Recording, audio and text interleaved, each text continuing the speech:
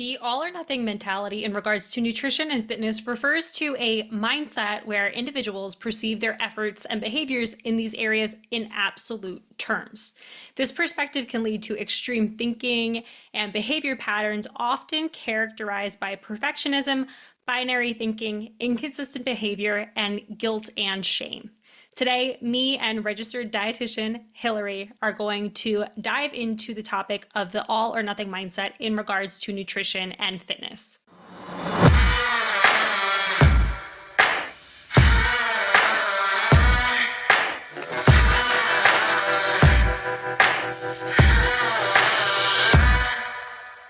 Welcome to the Dangerous Women podcast, where the intersection of fierceness and femininity fuels empowerment. Our goal is to provide women with insights to unleash their power. Grounded in the 7 principles of self-confidence, we guide women to embrace their duality, delicate as a flower, yet powerful as a bomb. I'm your host, Colleen Conlon, inviting you to join me as we explore topics on health and wellness, empowering you to embody the essence of your dangerous woman.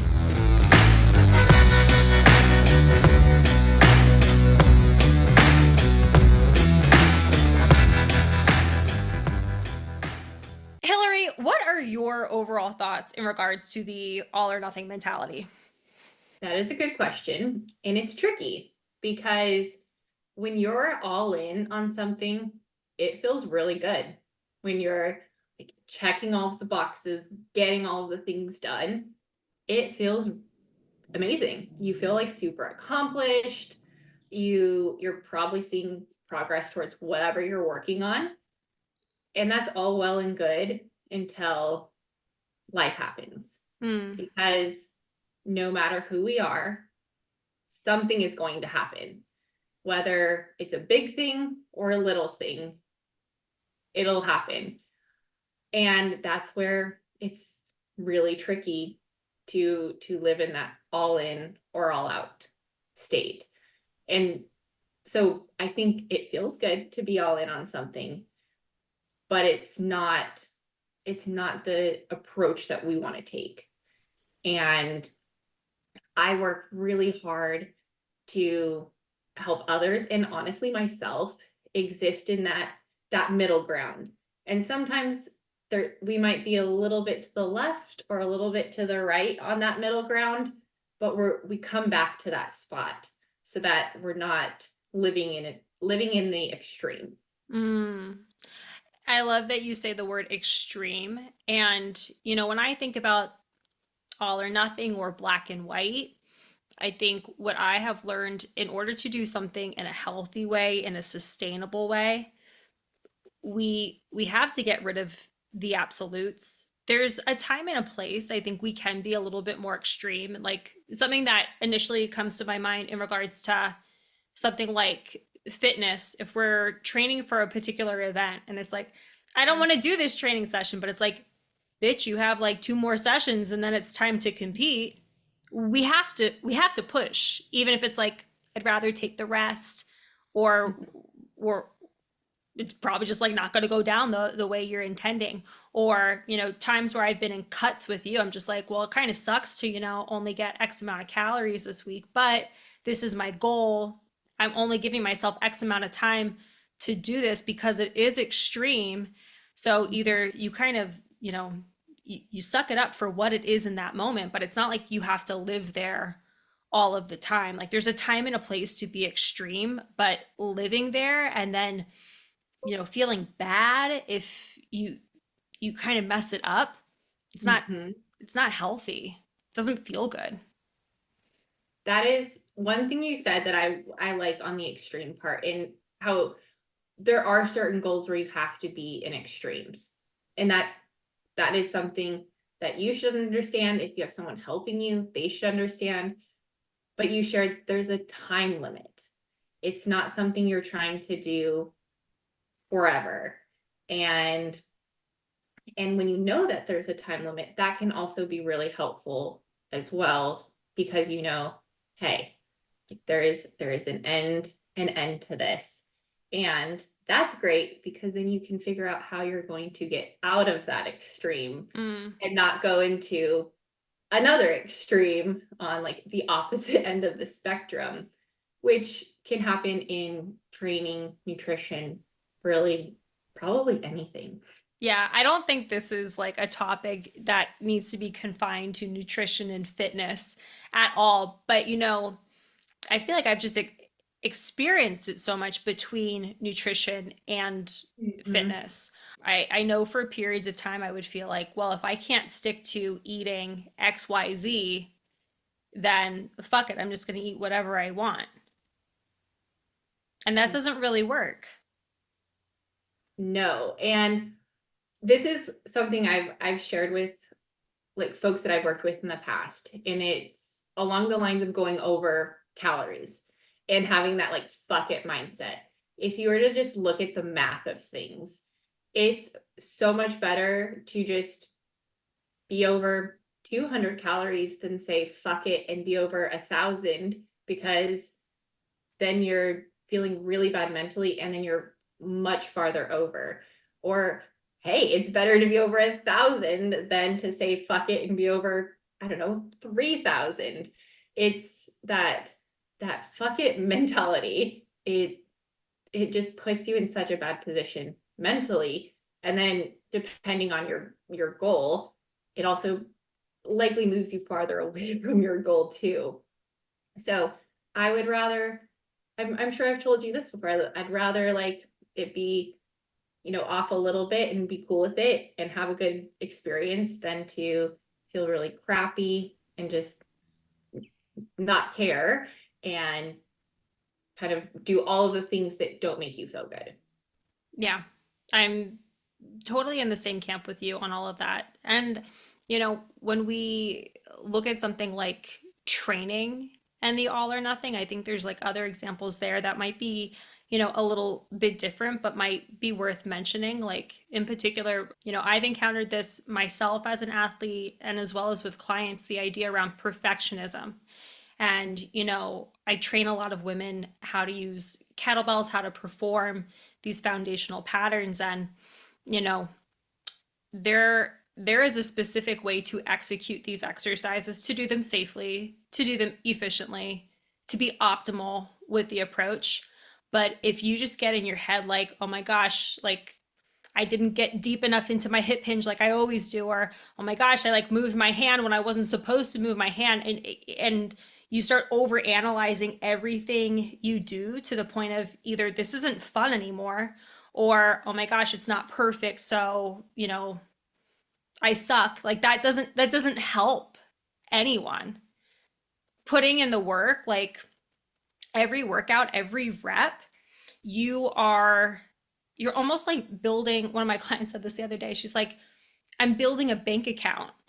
All of my reps, regardless of if they're like my best reps or, my not best reps, they're adding up in the bank. They're what's going to make it possible to eventually hit that PR. They don't all have to be perfect. I need to be safe. I need to, be mindful of what I'm doing. But if I have like, a wobbly moment, it's okay. It doesn't mean there was anything bad. It doesn't mean I need to give up, kettlebells because I'm not perfect at using them. And I think when people really start to like hyper focus on this is perfect or this is not perfect, it can almost like prevent you from even doing the thing. And that's not helpful to anyone.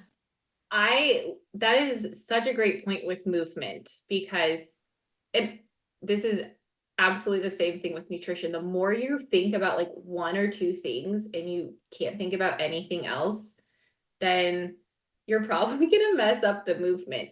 I remember when I was working to learn Turkish get ups from you, and my brain and my body were not communicating. And for the like periods of time, I was so in my head. And when you get into that space of I have to do this perfectly, then you can't do anything. And then you're kind of stuck. With nutrition, I just there's definitely no perfection. Think about your hunger, right? It changes every day. And so, some days you might pick I don't know, let's say you're not very hungry. So some days you might pick foods that you don't have as many fruit, veggies that are, you don't have as much food on your plate. And then other days you might be extra hungry. So you're having more veggies and different foods. So you can exist in this, I don't know, this space of kind of bouncing around depending on what you need. Trying to be perfect, it's really exhausting. I know Yeah. we've both tried to do it before, and at some point, you're not going to be able to do it. Yeah, I think one of the biggest strengths I've gained from failing the all or nothing so many times is the ability to like grant myself grace and knowing when like, okay, this is just a season, this is a moment where it's not going to be your best and that's okay. Still do the best with what you have access to. That's something I love to like preach to my clients. Like, you're not going to PR every day. Every day No, is not going to be your best workout, but let's just do the best with the energy that you currently have access to make good choices. that brings me, I was thinking of this, and that is when you fail, you can learn so much from not achieving what you wanted to. In in fitness, if you fail, like if someone's going for a PR and they miss, maybe it is a strength thing, maybe it's not. It could be their movement was off, or there's something that they can change, and you wouldn't have known there was a breakdown because they hadn't tried it like that. And the same thing goes with nutrition. For example, like let's say you're tracking and eating out and you're trying to build confidence in there, and you give it a go, you look back and you see it makes no sense. I would much rather it make no sense than to not do it at all, because then you have no idea where you can improve. Yeah. There's so much to learn in what you said in failing. And I think sometimes adults in particular, when's the last time you needed to be a beginner at something? And I don't think a lot of people like the feeling of being a beginner. I love the feeling of being a beginner. I love learning and like adding more tools or experiences to just like enjoying this thing that is life that we get. But what I notice is some people, they really hate the idea of messing up. But like messing up is inevitable when you try to do something in the beginning. Like you don't become a master just because you're like, I'm going to do this thing tomorrow. It takes time. Yes. And I would I would say like you never actually completely master something. There's always something that you can change. And I know for me, like right now I'm in this weird like fitness era, trying to find some like new, I basically want to be a beginner. So I started running, which I've never ran because I've always thought I'm terrible at it.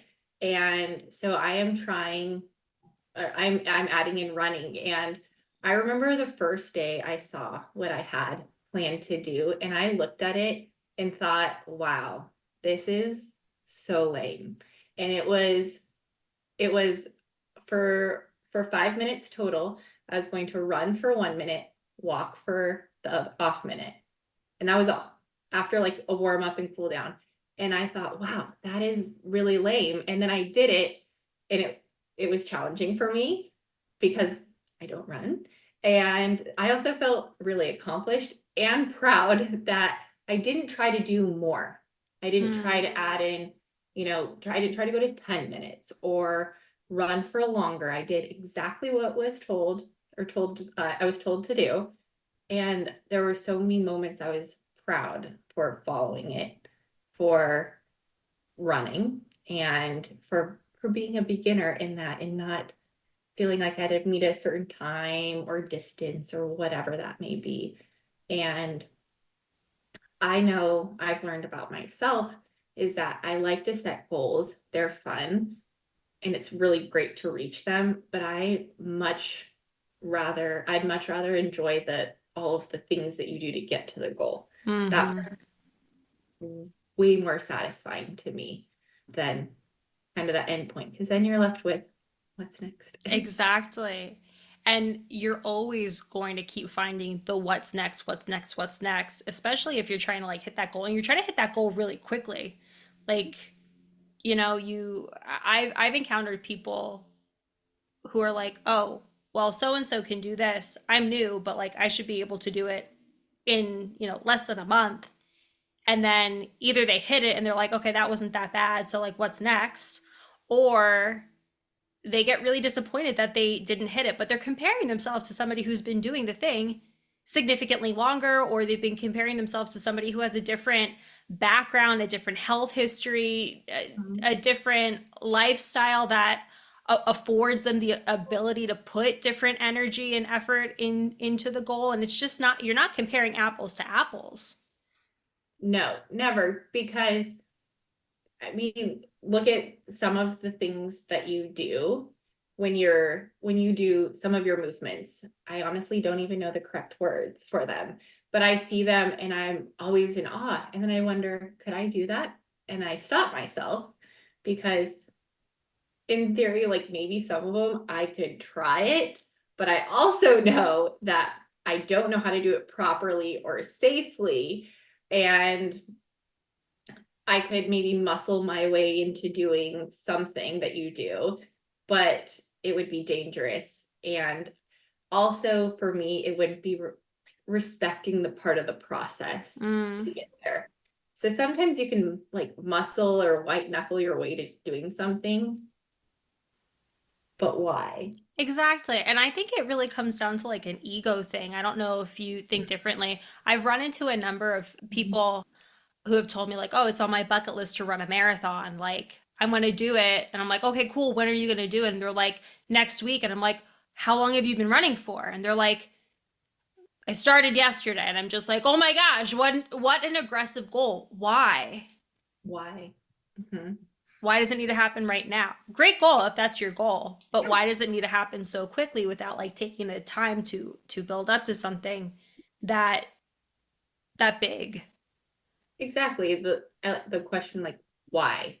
Like why would I want to attempt something and I don't use the word cheat the process, but why do I want to skip all of the steps that would get me there safely with knowledge, all of those things, and instead just do it? What's the benefit? The ego part, which I can tell you in lifting after I had 20, my Wait, daughter. can you tell Yeah. everybody like what is your training background? Oh yeah. I am I would say I just enjoy strength sports. I love watching movement. So I competed in Olympic lifting, powerlifting. I like to go to regular gyms. I learned kettlebell movements from watching you. I just like weights. I love to move them myself. And I just like the process of getting stronger. That's what I like to do. Thank you. Yeah. Gwenny. Yes. When I after I had Gwenny and I was able to start working out again, it was so challenging for me, Colleen, to not just put the weight on the bar that I'm so used to doing that I've been doing for years. That was just kind of like a not a big deal. Just, you know the weights that you can kind of pick up just wherever you're at in life and you feel good. Yep. And when I went to go work out again, I logically knew I shouldn't do that and I didn't. But it was so hard to not just load up the barbell how I wanted it to be and have to start, basically back at zero. And my ego just wanted to put more weight just so I could say I did it, even Mm. though there was no benefit to doing it other than me feeling satisfied for a minute. And that's also another reason why I started running. I have zero context to I have no ties to any number, any pace, speed. I'm just out there running around my neighborhood. And I think there's something really beautiful to that. Like, I don't really know what the expectation is, so I'm just gonna, Yeah. if I'm not gonna, stalk people on social media and see like, well, what are the pros doing? You're just gonna Mhm. enjoy it and take it for what it is. Mhm. Um, last year I started getting into aerial arts, specifically the silks, and I hired an instructor to give me private lessons so that there was nothing else for me to really compare to. And I guess I could have gone on social media to like watch everybody else, but there's something really cool about I'm going to start something, I'm going to start it on my own. There's not a whole lot of other people to watch. There's, not a whole lot of other people to compare to. And I'm just going to have fun with it. Mm-hmm. And I don't know why sometimes like within fitness and nutrition we miss like the let's have some fun. But I think that piece somehow gets missed. And I think the thing that just like really bums me out about the all or nothing mindset is the guilt or the shame that can come with being in that space. Like I crush, I say I want to start training a particular way, and I go maybe a little bit too hard too soon. I love that you said you had 5 minutes blocked out. Mm-hmm. That's amazing. You didn't like start with, okay, it's my first time. I'm gonna go for, 2 hours. Oh You gosh. did you did something that seems doable and possible, and your body's not gonna be like, Hillary, what the fuck did you just do to me? But I think sometimes we compare ourselves to other people when in reality we really should have the blinders up and focus on ourselves. And what kills me to see is somebody who's like, I'm just gonna, crush this for 7 days, and now I'm so tired, I don't want to do it anymore, and now I'm not going to do it anymore. So now I feel like guilt and shame around it because I wasn't able to stick to the thing that I said I wanted to do. But you can't stick to it because you just asked yourself to do so much. Yes, you go out so hard, and then you're so sore, you're so sore you like can't sit down, maybe you can't sleep, you can't function. And then the thought of doing that again is just no. So you stop. Or let's say you do like a cleanse or a diet. I Yes. remember in college, there was like some sort of weird cleanse with water. You had different fruits in your water, but you didn't eat the fruit. And I probably not surprised at that description, even as vague as it was. But hey, like you do it for a week, you feel good, you see progress, but then like what are you going to do next? You can't keep with that.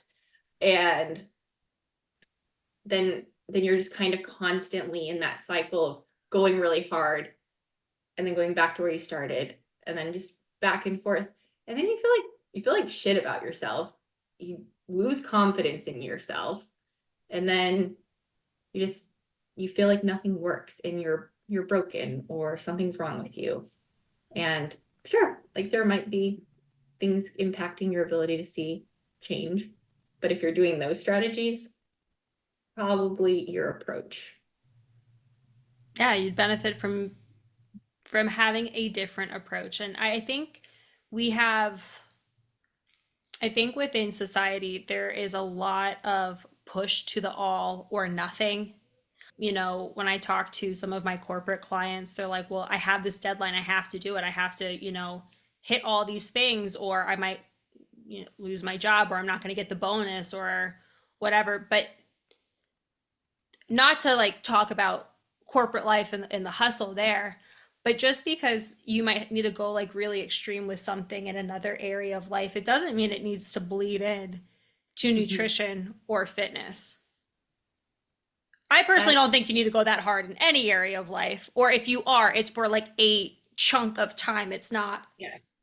forever and always. But, I think there's also this connotation around like within the all or nothing mindset of things being in absolutes, things being good or things being bad.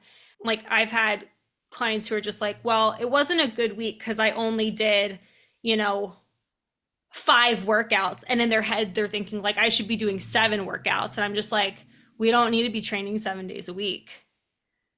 We don't need that for your goals.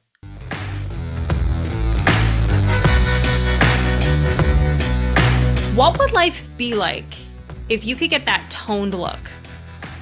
You could have physical superhuman strength by training with just 2 kettlebells at home?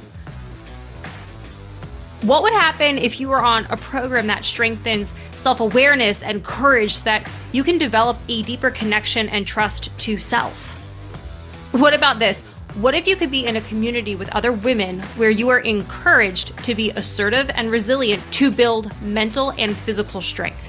If you're waiting to hear what the offer is, this is it. Swing to Snatch, a 13-week kettlebell intensive, is my signature course that empowers women to get started with kettlebells.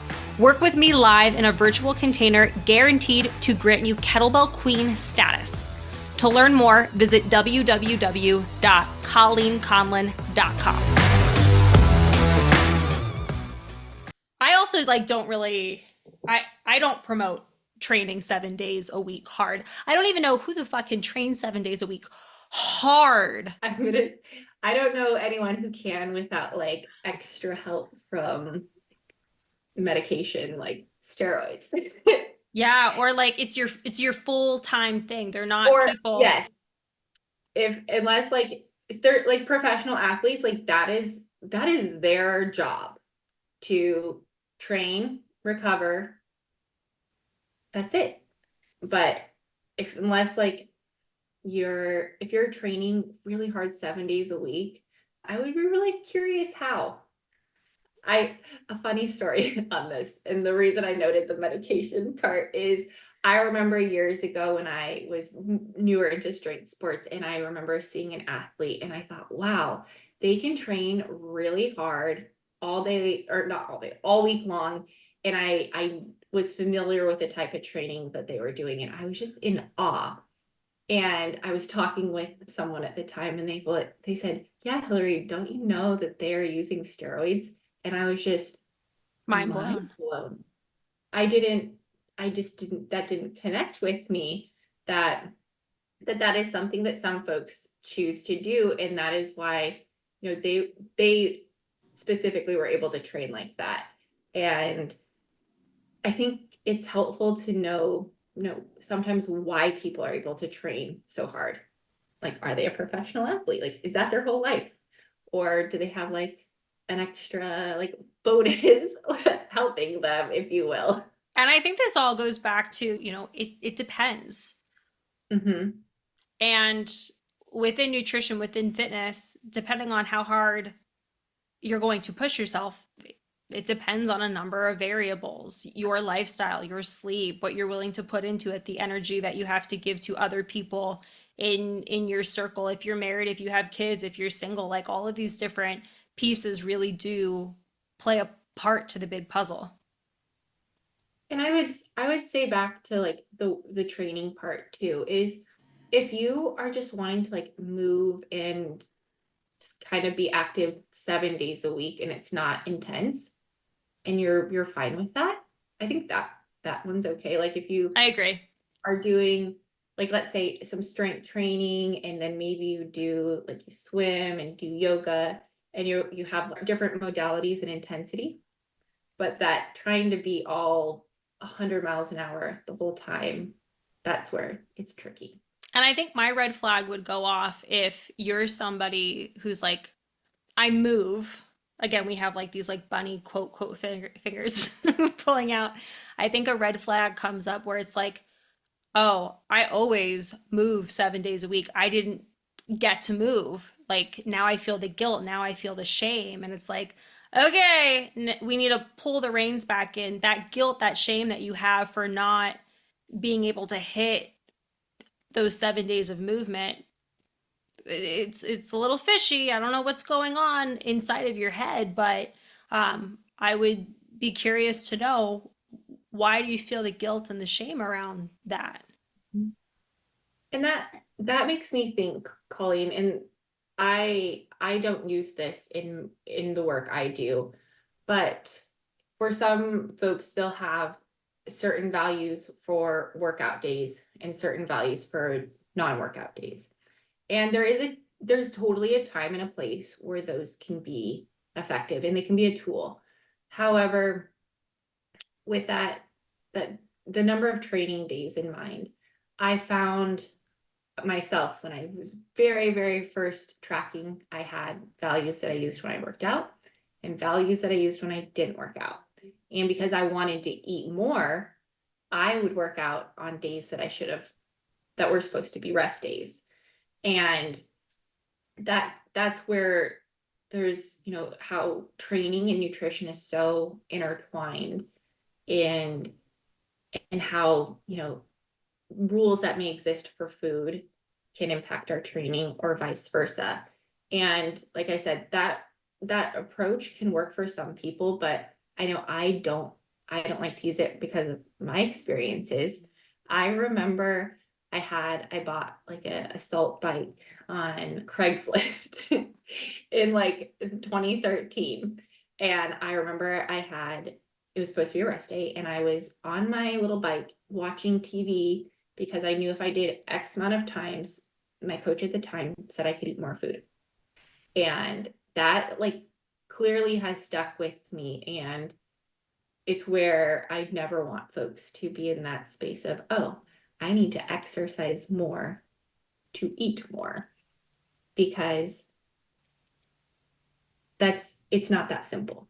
And it also takes away from people, resting, or hey, we also need fuel to recover, right? And I wish I would have known that year over 10 years ago. But I think that also ties into the all or nothing, and how we can just keep getting more and more intense. So I Mm, was so diligent with my macros. I was on it. yeah. And then it just became more and more extreme because of how I was tying in movement. And at the time, was there like a time limit to being that extreme, or it was just kind of like, no, this is just like how I'm going to go about things because that's what he says to do? At the time, there wasn't really a time frame. And this could be a whole other discussion. I was working to be in a lighter weight class when I was Olympic lifting. So I had fat to lose or body weight to lose, but there wasn't an end time on it. I had never had a discussion around that. So I thought it was going to be just life forever. I didn't know. And thankfully, I walked away from that experience not totally wrecked with my relationship with myself or food, thankfully. And I think that can be a really big challenge, especially like when we're looking to somebody who is, quote unquote, the expert. Mhm. Just because somebody has information, just because somebody knows more than you, doesn't necessarily mean that's going to be the right person to look to for advice. What do you think about like when it's still in regards to the whole all or nothing mindset, when people regard like foods as it's good or bad? Ugh, I I hate it. I do not believe personally that there are good or bad foods. Are there foods that have more nutrients than others? Absolutely. We know that to be true. However, there's also there's also more to food than just the nutrients. I had a check-in today, and she said she ate rhubarb pie, that the rhubarb came from her son's garden, and it was a recipe from their family.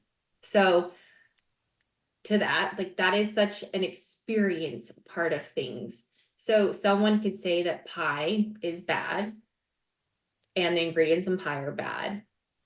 However, I don't believe that to be true, because that food was like a really neat experience. The only food I would say is bad is food that makes you sick, or you're allergic to, or you hate. And that's just a personal thing. So I could go on about this, but I think all food can work, and it's all food's okay. Mm. So, how do you think somebody like how does somebody get out of the all or nothing mindset? You mentioned that we mentioned this earlier, but asking yourself like, why do I have this belief? Where did it come from? How is it serving me? Is it truly serving me? Or do I kind of am I looking at it through like rose colored glasses? Mm. And I know I use this term a lot when I speak with folks, but putting on like the curiosity lens. So you're not making any conclusions or taking any action. You're just kind of looking at things. I think that that strategy gives you a lot more space to not have judgment, and you can look at where it's coming from and why, versus beating yourself up for having that. And then maybe that can create more opportunities to have new questions and different ways to challenge that belief. Do you ever find yourself when people ask you why, do you get more like defensive or more open to share?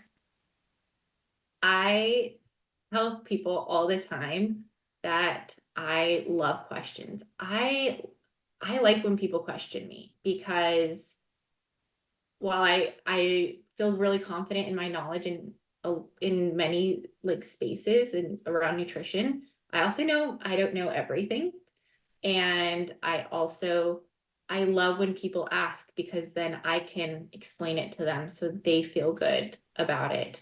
And then they can they can do whatever they want with that information. I would argue that if you're working with someone and they get mad at you for asking questions or questioning you, then that's probably a flag, Yeah. because you should be able to explain why you're doing something. And even if you don't have maybe like the words, like sometimes I've come into the situation where it's like, I don't necessarily know why I need to do this thing, but I just feel something in my bones telling me, like, I have to do this thing. Like, I remember even when I initially told Tim I was going to go after this, like, Turkish Get Up record, he was like, why? Why? And I was like, dude, I don't fucking know why. I just like feel it in my gut that like Yeah. this is the thing I'm going to do next. But I think anytime we get defensive when somebody's sincerely curious, it's that red flag. Mhm. Now, for somebody who is looking to overcome the all or nothing mindset in regards to nutrition or fitness, I don't think it's possible to necessarily click your fingers and it's going to change overnight. But some of the things that really could help are adopting a growth mindset, setting realistic goals, practicing self-compassion, embracing the idea of moderation, and really just taking the time to reflect on your mindset. Are there any pieces from like that thought, Hillary, that really stick out to you that you'd like to elaborate on? I want to speak a little more to the goal part, because this is a conversation that's more fresh in my mind, and it's setting realistic goals that are like actually achievable, which is, realistic, versus goals that sound good or goals that you think you should have. So in theory, like let's say you're working, to break down your all or nothing mindset around a specific thing. You might have a goal to, let's use an example of like having a certain food that feels like that's been banned. Maybe you want to, Carbs. Can we talk about yeah, carbs? yeah, Great. yeah. Okay. Let's say that you're like, carbs are a hard no for you right now, and you don't want to have them. Like that's and at the same time you're working to add them in. So instead of going and having like, I'm going to use carb sources that folks are tend to be a little more Bread. skeptical of. Yeah, instead of going and having like bread and having some cereal and candy, instead of going right out and doing that, which isn't necessary, maybe you think of some carb sources that you feel a little more comfortable with, you're okay with, and you maybe test the water and see how you feel there, and then you kind of build up over time and add in different sources that initially felt a little scary, but maybe you try it in and see how you feel and you go at a pace that feels comfortable. I know I've talked with folks, it's Memorial Day coming up at the end of May, right? We know that there's usually, for a lot of folks, there's a lot of alcohol involved. So when I've talked with folks this week, I tell them set a goal, like a limit, but set a limit that you're actually going to stick to. Mm. That's, and it might be more than what sounds good, but if you're going to stick with that, it's better than setting an unrealistic number and then just you get to that and you're like, nope, not happening. And you say fuck it. So setting realistic goals and setting like bite-sized goals so you can get those wins and build confidence. And another thing, and this is the language part, and I think it kind of ties into some of the points, is using and instead of but. When you Yes. say, I've been told, and you've probably heard this, anything you say before but doesn't count. And if you start paying attention to that, it's wild to see how your language impacts you. So that part would be maybe being more curious with how you're speaking about whatever that mindset is around and see just the language you use. It's so true. Our words really do create our worlds, and depending on the approach that you're taking with yourself, it's going to impact all of the other choices you make, nutrition, fitness, and everything else that happens in your life. On the topic of setting the realistic goals, I think it's also really important that you're setting goals that you're excited about. You're not just like picking a goal because you see other people are doing it. Something that happens all of the time within the kettlebell community that I see is people learn how to perform our big six exercises, which is the swing, the squat, the press, the snatch, the clean, and the Turkish get up. And then they're like, okay, what do I do next? And for most people, are like, it's time to get certified because this happens to be a certification where you're getting graded on, well, can I perform these skills in this time frame with X amount of weight? And I'm just like, why do you need the certification? Like, this is one of those certifications where it's open to anybody. You can be a trainer, and maybe like you're getting certified because you want to be able to teach this stuff. You want a better understanding of this stuff. Maybe you're somebody who just wants to see, well, can I do it? But then if you're just picking something because you're saying, well, this is what a lot of other people do, how does that necessarily help you? Yeah, you're kind of doing what you think you should do, but not what's exciting Yeah. for you.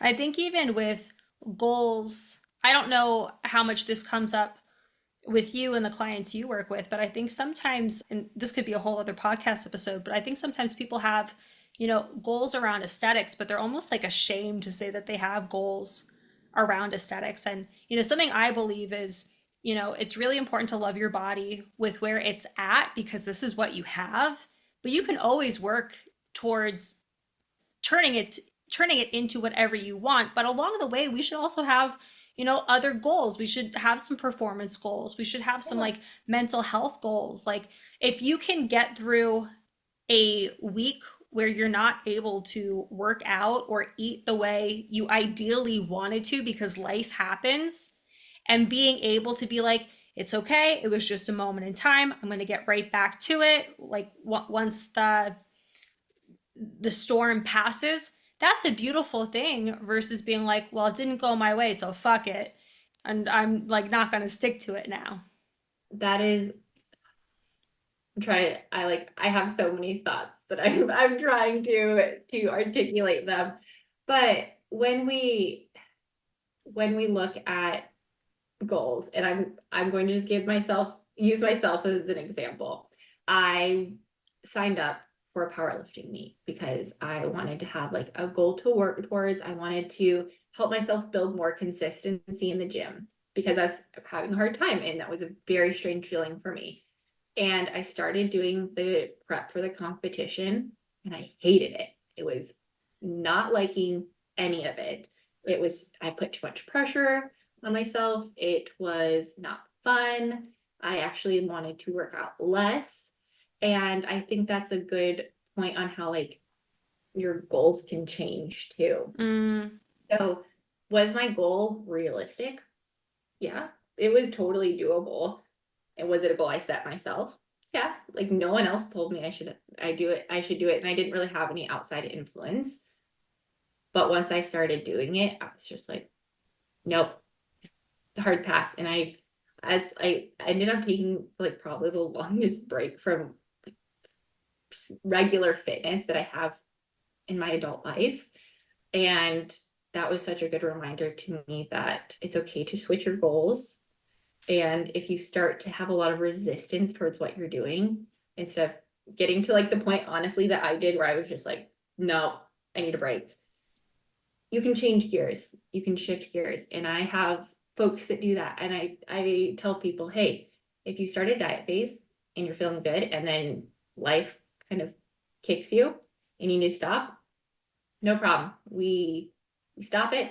You can revisit it later when life is in a tornado. And this all totally ties back into the all or nothing, because if I was all or nothing, I would have tried to grit my way and not had fun and lifted. And instead, it's like, no, not the right time, maybe in the future. Stopped it. So It makes me think of one of the biggest lessons I've learned in my time in the training space of just because I can do something, it doesn't mean I have to. mm, yes. Yes, yes, yes.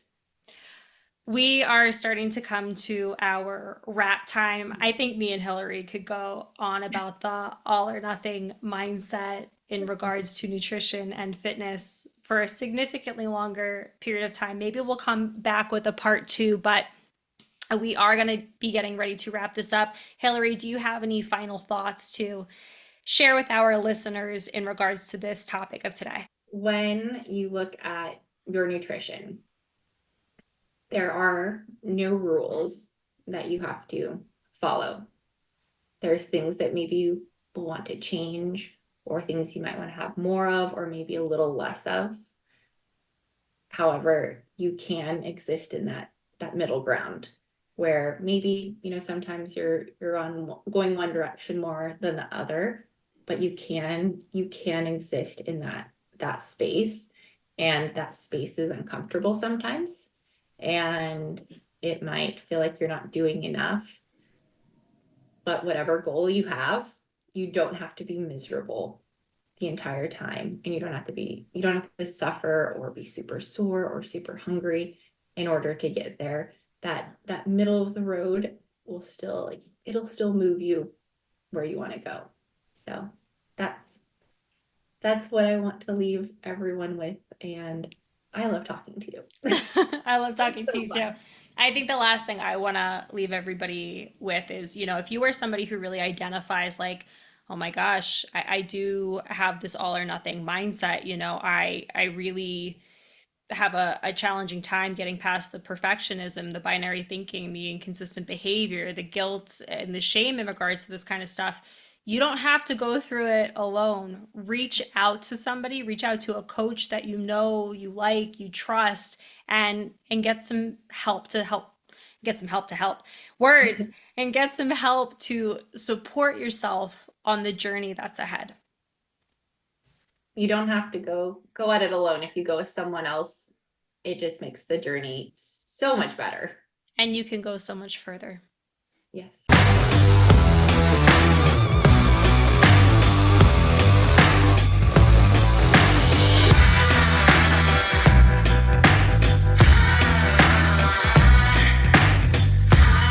Thank you for listening to the Dangerous Women podcast. If you had any groundbreaking takeaways from today's episode, please tag us on social at the Dangerous Women podcast.